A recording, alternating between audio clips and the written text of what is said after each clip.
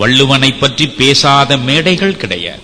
வள்ளுவனை வாயார புகழாத தமிழ் புலவர் பெருமக்கள் கிடையாது. வள்ளுவனுடைய பெருமைகளை நினைவு கூறாத ஆட்சியாளர்கள் கிடையாது.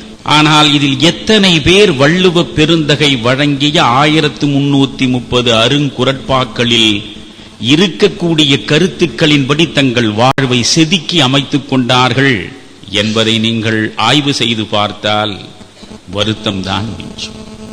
பேசுவதற்காக நம்முடைய முன்னோர்கள் நமக்கு இலக்கியங்களை தரவில்லை. வள்ளுவம் என்பது பேசப்படுவதற்காக அல்ல. வள்ளுவம் என்பது படிக்கப்படுவதற்காக அல்ல.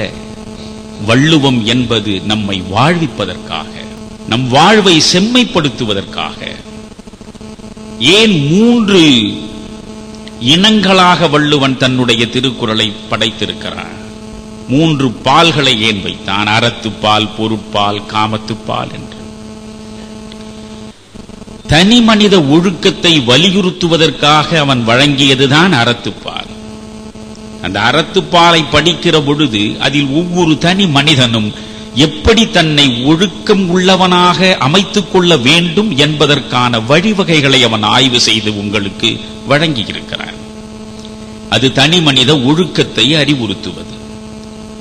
பொருட்பால் ஏன் தந்தான்? ஒரு தனி மனிதன் மட்டும் ஒழுக்கமாக இருந்தால் ஒரு சமூகம் சிறக்காது.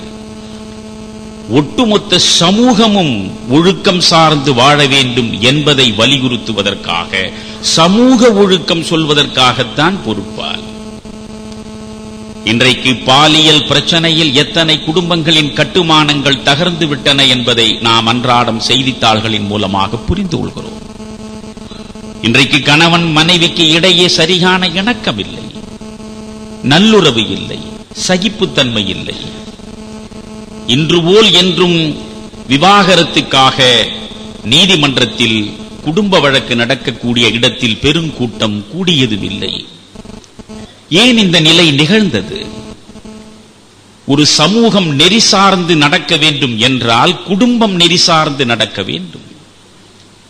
குடும்பத்தின் கட்டுமானத்திலே இருந்து எழுப்பப்படுவதுதானே சமூக மாளிகை.